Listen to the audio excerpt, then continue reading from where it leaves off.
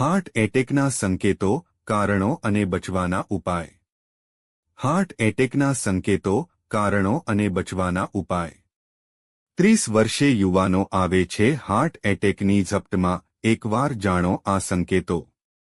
કેમ યુવાઓને થાય છે હાર્ટ એટેક?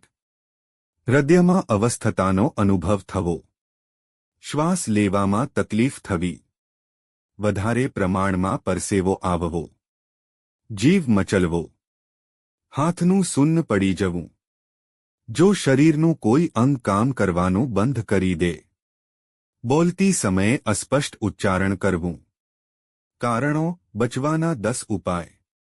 વધતી ઉંમરના કારણે, પારિવારિક ઇતિહાસ, લિંગ પરિબળ, આનુવંશિક પરિબળ, હાઈ બ્લડ પ્રેશર, ડાયાબિટીસ, દારૂનું સેવન, તણાવ રહેવો, સ્થૂળતામાં વધારો થવો, કસરત કરવી, રેડ વાઇન, રોજ સફરજન ખાઓ, બદામ, સોયા, બેરીઝ, સોલમન, ટામેટા, લીલા શાકભાજી, આખું અનાજ, ઓટ્સ, બ્રાઉન બ્રેડ.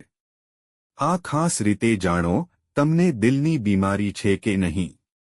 દેશના વિખ્યાત 3 સ્પેશિયાલિસ્ટ ડોક્ટર, આઈફોનની નકલ કરવી, ડાયટની નહીં. મહિલાઓ માટે શું સાચું છે અને શું ખોટું? નંબર્સ જેને યાદ રાખવા પડશે જ. હાર્ટ એટેકના સંકેતો, હાર્ટ એટેકના 12 કારણો, બચવાના 10 ઉપાય તથા જાણો તમને દિલની બીમારી છે કે નહીં.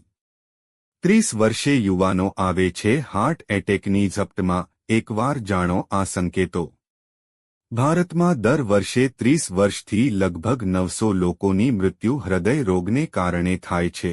એવું માનવામાં આવે છે કે 1990માં 24% મૃત્યુની તુલનામાં ભારતમાં હૃદય રોગને કારણે 2020 સુધી 40% મૃત્યુ થઈ શકે છે. પહેલા હૃદયની બીમારીને વૃદ્ધોની બીમારીના સ્વરૂપમાં જોવામાં આવતી હતી, પરંતુ આજકાલ યુવાઓમાં પણ હૃદય સંબંધિત બીમારીઓ ખૂબ જ ઝડપથી વધી રહી છે. કેમ યુવાઓને થાય છે હાર્ટ એટેક? સિગારેટના ધૂમડો ઉડાડવો એ આજકાલના યુવાનોની ફેશન ટ્રેન્ડમાં ખૂબ જ પોપ્યુલર બન્યું છે. લગભગ તેમને આ વાતની જાણ નથી કે સિગારેટ અને તંબાકુને કારણે તેમના શરીરની રક્તવાહિનીઓ અવરોધિત થાય છે અને લોહીનો પ્રવાહ પણ ધીમો થઈ જાય છે. આ રીતે જંક ફૂડ અને તળેલું ભોજન કરવાથી પણ હૃદયની બીમારી શરૂ થાય છે. જે લોકો પોતાના ભોજનમાં વધારે ચરબી, ઈંડા અને માંસનું સેવન કરે છે, તેવા લોકોને બીજાની તુલનામાં હૃદયની બીમારી થવાનો ખતરો 35% વધી જાય છે. આ સિવાય અનહેલ્ધી લાઇફસ્ટાઇલ, તણાવ અને કોઈ ફિઝિકલ એક્ટિવિટી સાથે જોડાયેલ ન હોવાને કારણે પણ હૃદય સંબંધી બીમારીઓ વધી જાય છે. એવામાં હૃદયનો ખ્યાલ રાખવો ખૂબ જ જરૂરી છે.